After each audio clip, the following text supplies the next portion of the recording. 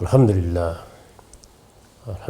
رب العالمین والصلاة والسلام علی محمد الامین فاعوذ باللہ من الشیطان الرجیم بسم اللہ الرحمن الرحیم۔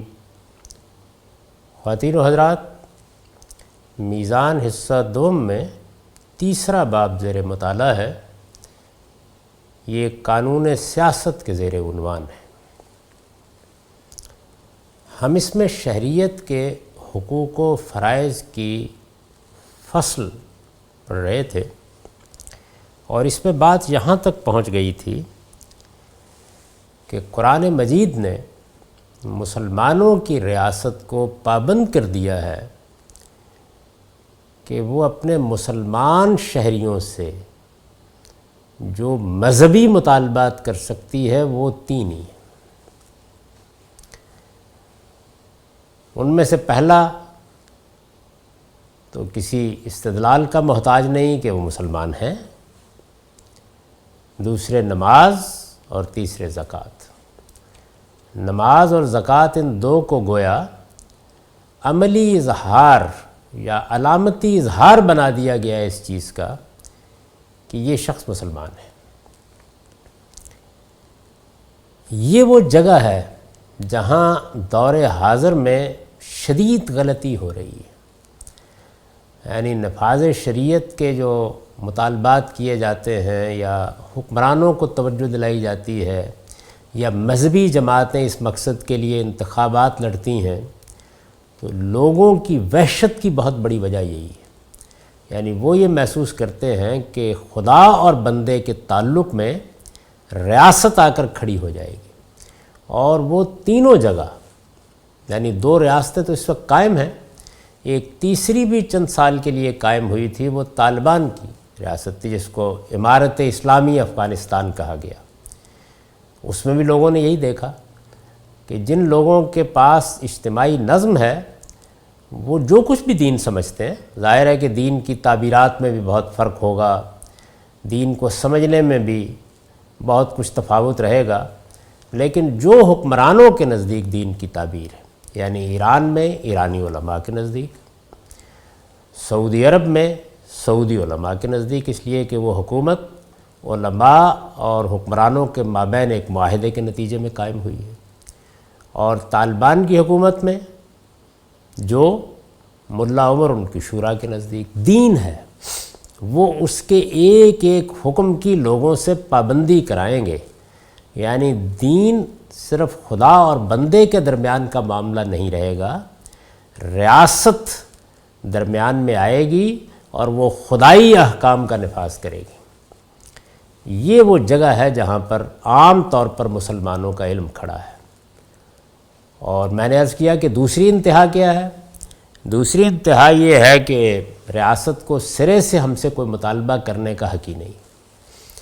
قرآن مجید نے یہ رہنمائی دی ہے جو میں آپ کے سامنے رکھ رہا ہوں۔ چنانچہ میرے نزدیک ان تین چیزوں کے سوا، خواہ وہ سعودی عرب کی حکومت ہے، خواہ وہ اسلامی جمہوریہ ایران ہے، خواہ وہ امارت اسلامی افغانستان ہے، جس نے بھی کوئی مطالبہ کیا ہے اس نے شریعت کے نام پر شریعت کی خلاف ورزی کی ہے، قرآن مجید کے صریح حکم کی خلاف ورزی کی ہے کہ فَخَلُّوا سَبِيلَهُمْ، چھوڑ دو راستہ ان کا، نہیں آپ اس کے سوا کوئی مطالبہ نہیں کر سکتے۔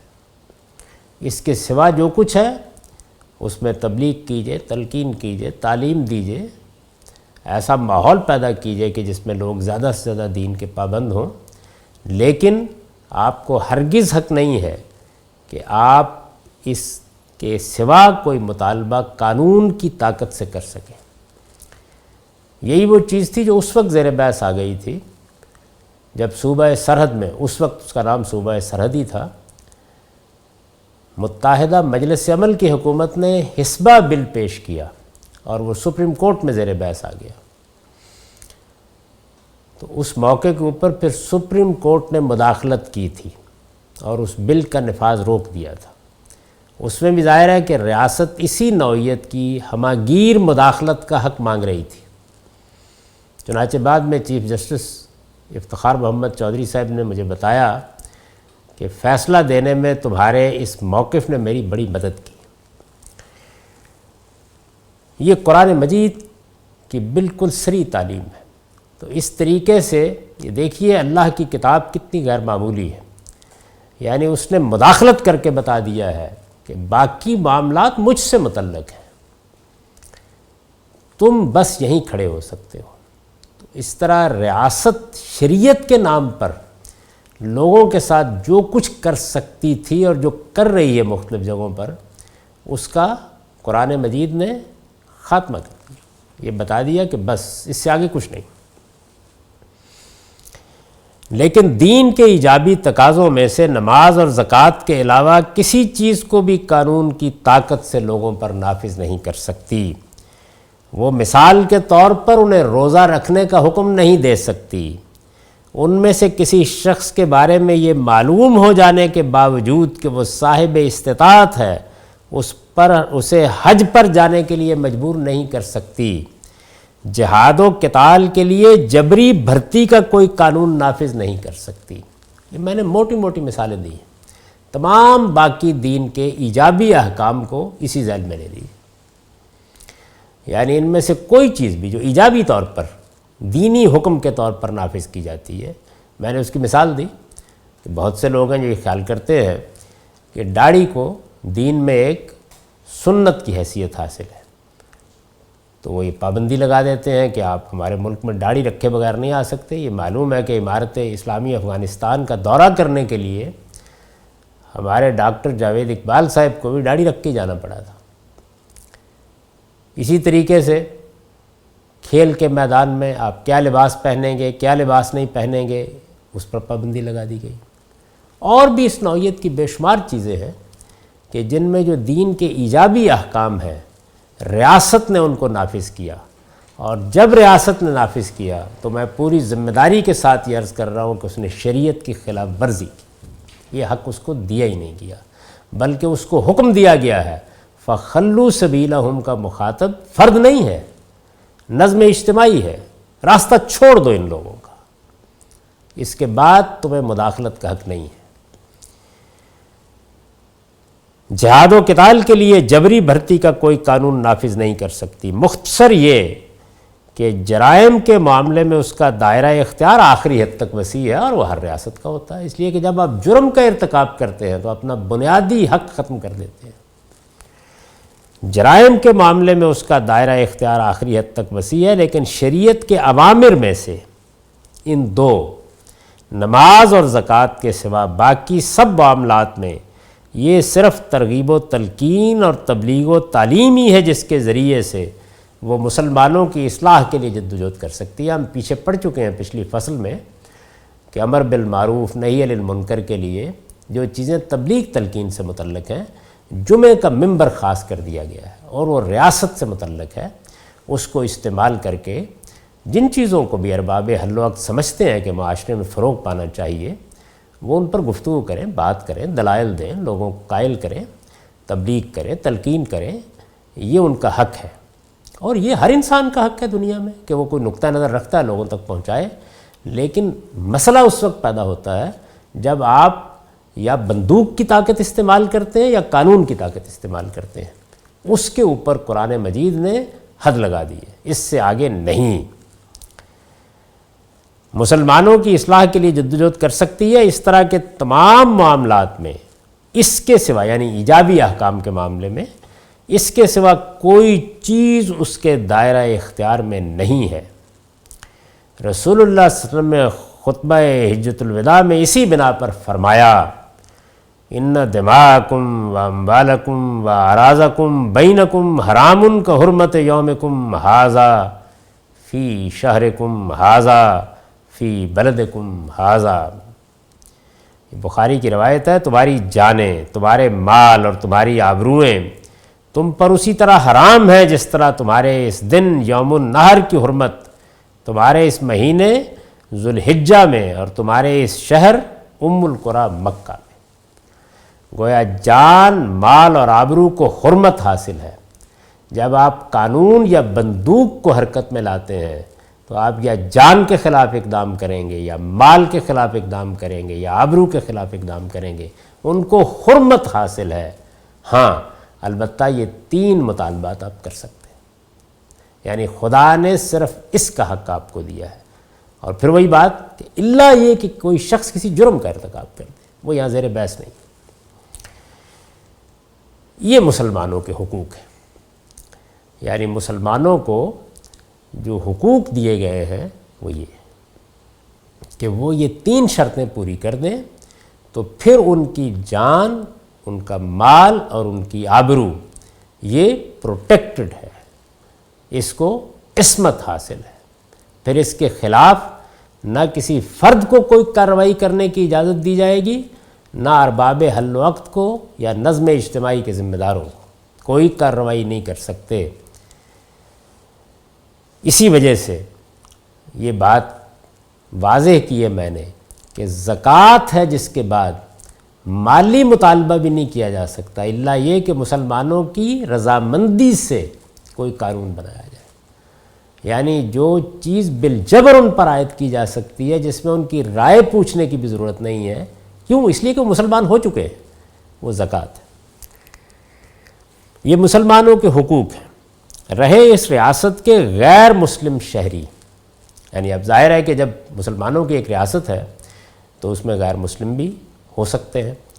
رہے اس ریاست کے غیر مسلم شہری تو حالات و مصالح کی رعایت سے اور بین الاقوامی معاہدات کے مطابق ان کے ساتھ ہم جو معاملہ چاہیں کر سکتے ہیں، یعنی اس معاملے میں دین نے کوئی ایجابی مداخلت نہیں کی، ہم پر چھوڑ دیا ہے۔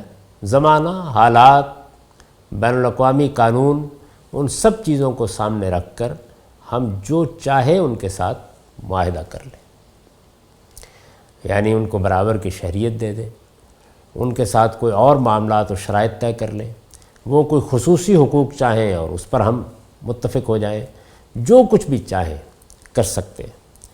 اس باب میں ہمارے لیے بہترین نمونہ وہ عہد ہے جو رسول اللہ صلی اللہ علیہ وسلم نے اتمام حجت سے پہلے یثرب کے یہود کے ساتھ کیا تھا۔ اتمام حجت کے بعد تو پھر سزا دے دی گئی، لیکن اس سے پہلے رسالت میں آپ صلی اللہ علیہ وسلم نے عہد کیا تھا، اور وہ عہد ہے جس کو آپ میثاق مدینہ کہتے ہیں۔ تاریخ میں یہ میثاق مدینہ کے نام سے معروف ہے۔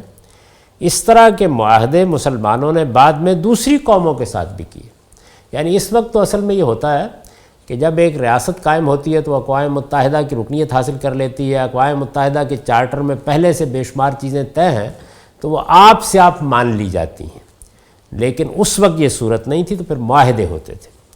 اس طرح کے معاہدے مسلمانوں میں بعد نے دوسری قوموں کے ساتھ بھی کیے۔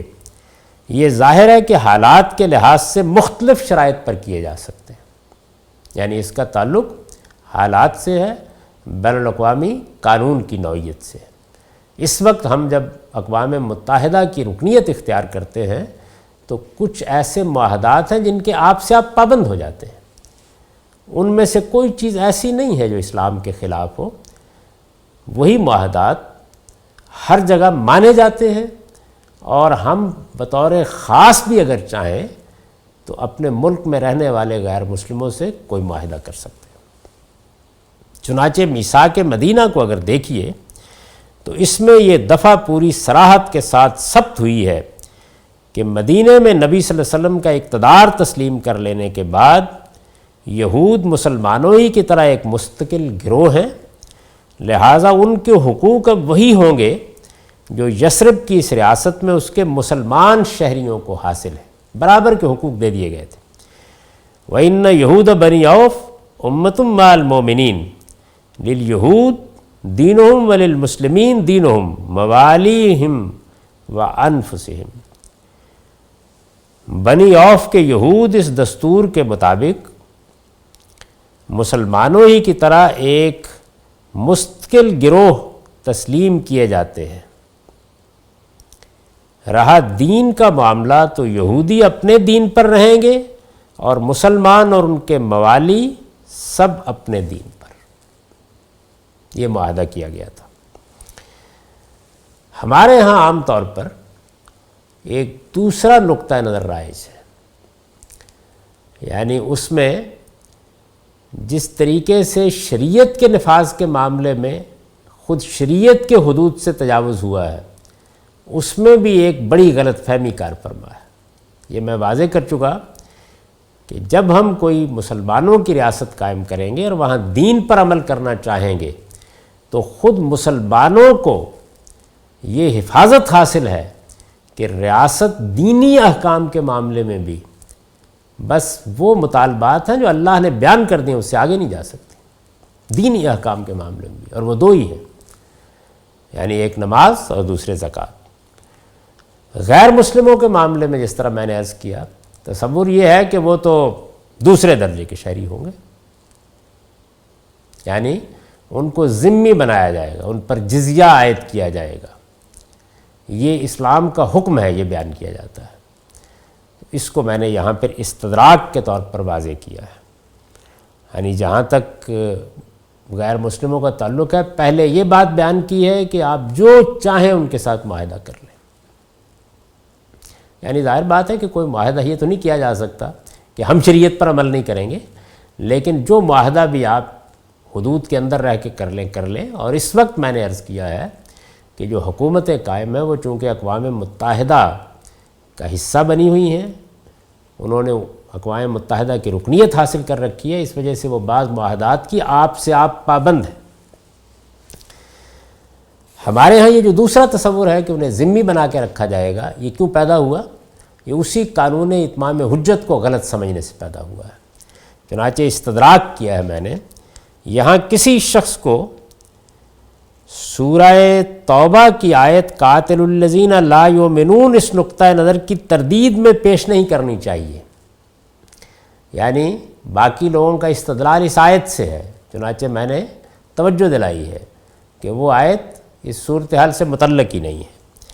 اس آیت کے الفاظ اور سیاق و سباق سے واضح ہے کہ اس کا حکم ان اہل کتاب کے لیے تھا جن پر رسول اللہ صلی اللہ علیہ وسلم نے اتمام حجت کیا، اور ان کے کفر کی پاداش میں سنت الہی کے مطابق یہ سزا ان پر نافذ کر دی کہ وہ اگر قتل سے بچنا چاہتے ہیں تو ریاست کی شہریت کے لیے اولاً جزیہ ادا کریں، ثانیاً ریاست کے نظام میں مسلمانوں کے زیر دست ہو کر رہیں۔ یہ ان لوگوں سے مطالبہ کیا گیا تھا جن پر رسول اللہ صلی اللہ علیہ وسلم نے اتمام حجت کیا اور سزا کے طور پر انہیں محکومی اور غلامی قبول کرنے پر مجبور کیا گیا۔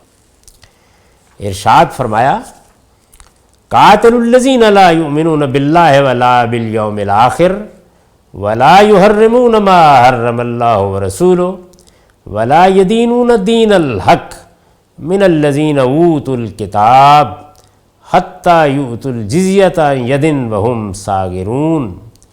ان اہل کتاب سے لڑو جو نہ اللہ اور یوم آخرت پر ایمان لاتے ہیں، نہ اللہ اور اس کے رسول نے جو کچھ حرام ٹھہرایا ہے اسے حرام ٹھہراتے ہیں، اور نہ دین حق کو اپنا دین بناتے ہیں۔ ان سے لڑو یہاں تک کہ مغلوب ہو کر جزیہ ادا کریں اور زیر دست بن کر رہیں۔ یہ حکم دیا گیا تھا۔ جس طرح مشرکین عرب کے لیے موت کی سزا تھی، اسی طریقے سے اہل کتاب کے لیے محکومی کی سزا تھی۔ جزیہ محکومی اور غلامی کی علامت ہے۔ اس قانون کو اس کی جگہ رکھ کے سمجھنا چاہیے۔ قرآن مجید کہتا ہے حتی یؤتوا الجزیۃ عن ید وہم صاغرون۔ ہمارے علماء اس جزیے کی دور حاضر میں بہت توجیہیں کرتے رہے۔ آپ شبلی کو پڑھیے، بعد کے لوگوں کو پڑھیے، یہ حفاظت کا ٹیکس ہے، یہ ٹیکسی کا ایک نام ہے، یہ فوجی خدمات سے استثناء ہے۔ ایسی کوئی بات نہیں، یہ در حقیقت غلامی کی علامت ہے، اور ان لوگوں کو محکوم اور غلام بن کر رہنے کے لیے مجبور کر دیا گیا تھا، اس لیے کہ وہ خدا کی سزا کے تحت آ گئے تھے۔ یہ انہی کے لیے تھا، اس کا باقی دنیا کے کسی گروہ سے تعلق نہیں ہے۔ یعنی جس طرح مشرکین عرب اتمام حجت کے بعد قتل عام کی سزا کے مستحق ہوئے، اہل کتاب اتمام حجت کے بعد اس سزا کے مستحق ہوئے۔ اور اللہ تعالیٰ کے قانون کے مطابق رسولوں کی بعثت کے بعد جو سزا دنیا میں دی جاتی ہے وہ دو ہی صورتوں میں ہوتی ہے، یعنی یا موت کی سزا ہوگی، خواہ وہ آسمانی عذاب سے ہو یا تلواروں سے، اور یا محکومی کی سزا ہوگی۔ خود بنی اسرائیل کو مسیح علیہ السلام کی رسالت کا انکار کرنے کے نتیجے میں جو سزا دی گئی وہ یہی ہے۔ چنانچہ فرمایا وَجَاعِلُ الَّذِينَ اتَّبَعُوكَ فَوْقَ الَّذِينَ كَفَرُوا إِلَىٰ يَوْمِ الْقِيَامَةِ، قیامت تک میں تمہیں مسیحیوں کے ذریعے سے مغلوب بنائے رکھوں گا، یہی سزا ہے۔ سورہ توبہ کا یہ حکم اللہ تعالیٰ کے قانون اتمام حجت کی ایک فرع اور انہی اقوام کے ساتھ خاص تھا جن پر یہ حجت پوری کی گئی۔ اس کے بعد اب دنیا کے کسی غیر مسلم سے اس کا کوئی تعلق نہیں، یعنی اب یہ قانون غیر مسلموں کے ساتھ متعلق ہی نہیں رہا۔ یہ آپ نے دیکھا کہ ایک حکم دیا گیا اور وہ اپنے عقلی تقاضوں کے ساتھ ہم سے بھی متعلق ہو گیا، اور ایک حکم دیا گیا اور وہ اپنے امتداد کو قبول نہیں کرتا۔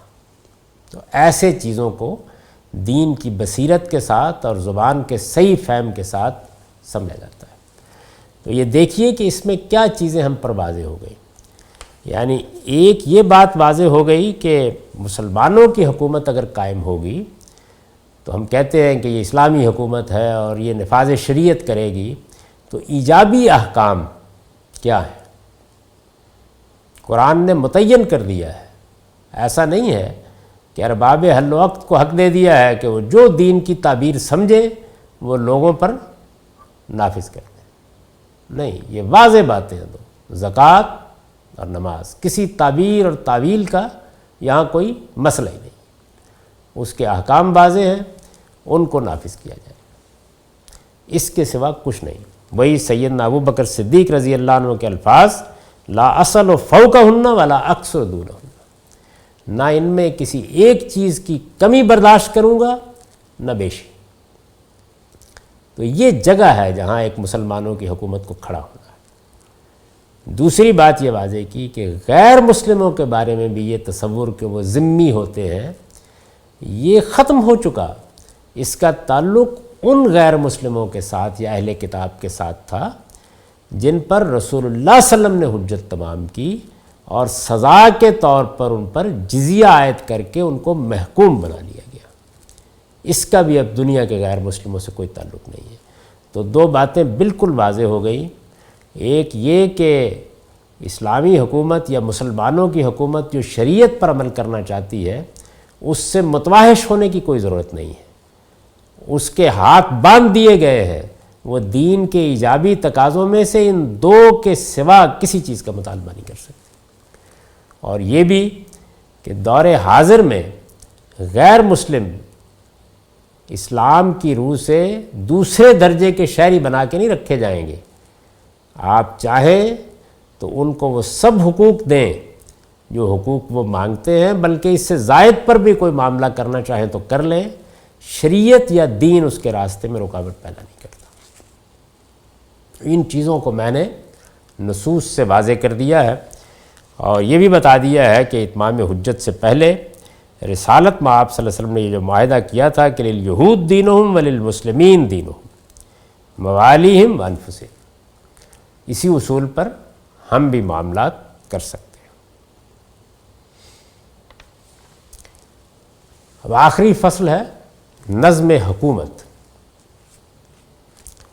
اس کے لیے جو آیت سر عنوان ہے وہ سورہ شورا کی آیت 38 ہے، وَأَمْرُهُمْ شُورَا بَيْنَهُمْ، اور ان کا نظام باہمی مشورے پر مبنی ہے۔ یعنی اب یہ چیز زیر بحث آ گئی ہے کہ یہ حکومت قائم کیسے ہوگی۔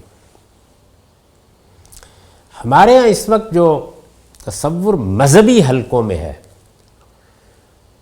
اور جو کم و بیش اپنی ایک تاریخ بھی رکھتا ہے، اسی کا ظہور ہو رہا ہے مختلف جگہوں پر۔ اس میں ایک وہ تعبیر ہے کہ جس کو سنی علماء مانتے ہیں، اور وہ یہ کہ دونوں صورتیں ہو سکتی ہیں۔ استیلا و تغلب سے بادشاہت قائم ہو گئی جیسے سعودی عرب میں قائم ہے، یا انتخابی عمل کے نتیجے میں لوگوں نے انتخاب کر لیا۔ تو دونوں صورتیں شریعت کی روح سے ٹھیک ہے۔ اس کے بعد اب ہم نے جو نظم مملکت قائم کرنا ہے، جو نظام قائم کرنا ہے، وہ کیا ہوگا وہ الگ ہے، لیکن ریاست کا نظم چلانے کے لیے جو آئینی یا دستوری ڈھانچہ بنایا جائے گا وہ بادشاہت بھی ہو سکتی ہے اور وہ جمہوریت بھی ہو سکتی ہے۔ دوسری چیز یہ ہے کہ ہمارے ہاں سنی تعبیر کے ساتھ شیعہ تعبیر بھی موجود ہے۔ شیعہ تعبیر پہلے دن سے اس معاملے میں ایک بالکل ہی مختلف جگہ پر کھڑی ہے۔ ان کے ہاں یہ طے ہے کہ حق تقرر لوگوں کو نہیں، خدا کو حاصل ہے۔ دیکھیے، اگر جو پولیٹیکل سائنس ہے یا سیاسی فلسفہ ہے اس کی روشنی میں دیکھیں، یہ سوال پیدا ہوتا ہے نا کہ کچھ لوگوں کو نظم ریاست چلانے کے لیے مقرر کرنا ہے، حق تقرر کس کے پاس ہے؟ تو دو ہی اس کے جواب ہو سکتے ہیں، خدا کے پاس ہے، لوگوں کے پاس ہے۔ خدا کے پاس ہے، اس کی دلیل یہ ہے کہ وہ کائنات کا خالق ہے، انسانوں کا خالق ہے، اس سے یہ حق کون چھین سکتا ہے؟ یعنی اصل بادشاہی تو اسی کی ہے۔ قرآن مجید کہتا ہے نا کہ وہ الہ الناس ہے، رب الناس ہے اور ملک الناس ہے، لوگوں کا بادشاہ ہے۔ اس میں کوئی دو رائے نہیں ہو سکتی، یہ بات اپنی ذات میں بالکل ٹھیک ہے۔ دوسرے یہ کہ لوگوں کے پاس ہے، اس لیے کہ لوگوں پر حکومت ہونی ہے، لوگوں کو فیصلہ کرنا ہے۔ تیسری کوئی چیز نہیں ہے، یعنی کوئی خاندان، کوئی خاص گروہ، کوئی خاص صلاحیتوں کے لوگ، مثلا یہ بات کہ فلسفیوں کو حق ہونا چاہیے جیسے کہ افلاطون کا خیال تھا، یا مثال کے طور پر یہ چیز کہ سوسائٹی کے اشرافیہ کو ہونا چاہیے، یا اس طرح کا کوئی معاملہ کہ برہمنوں کو ہونا چاہیے یا علماء کو ہونا چاہیے۔ تو دو ہی جگہ پر عقلی اور منطقی لحاظ سے حق تقرر ہو سکتا ہے، یا خدا کے پاس یا لوگوں کے پاس۔ شیعہ تعبیر یہ کہتی ہے کہ یہ خدائی کے پاس، چنانچہ ان کے ہاں یہ آسمانی تقرر ہے جس کے تحت امام نظم سنبھالتا ہے۔ اب چونکہ ان کے ہاں امام موجود نہیں رہے تو اس وجہ سے ولایت فقیہ کا تصور پیدا کیا گیا، یعنی امام کی نیابت علماء نے کی۔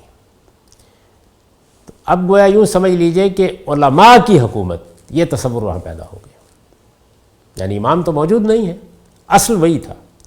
تو اب کیا ہے؟ اب یہ ہے کہ علماء کی حکومت۔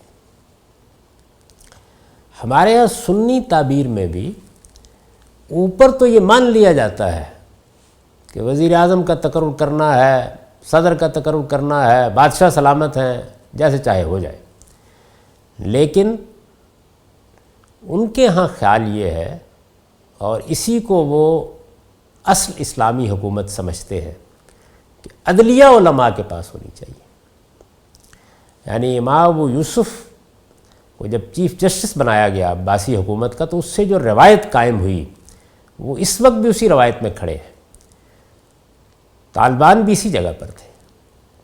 ہمارے ہاں بھی اگر آپ علماء کے باطن میں اتر پر دیکھیے تو وہ یہی کہتے ہیں، یعنی ان کا نقطہ نظر اگر میں اپنے لفظوں میں بیان کروں تو وہ یہ ہوگا کہ روایت یہی تھی کہ عدلیہ علماء کے پاس ہے، شریعت اصل قانون ہے، یا یوں سمجھیے کہ مدون فقہ، جیسے کہ فقہ حنفی صدیوں تک قانون رہی، فتاوی عالمگیری ہو یا مجلہ ہو جو ترکی میں ترتیب دیا گیا، یا فقہ حنفی کے ماخذ ہوں، تو علماء کے پاس عدلیہ، اور وہ براہ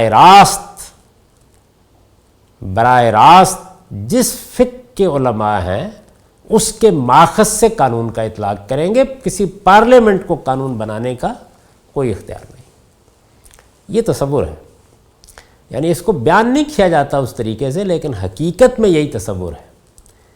یاد ہوگا کہ جب صوفی محمد صاحب کے ساتھ معاہدہ ہوا تھا تو ان کا اصرار یہی تھا کہ عدلیہ علماء کے حوالے کی جائے۔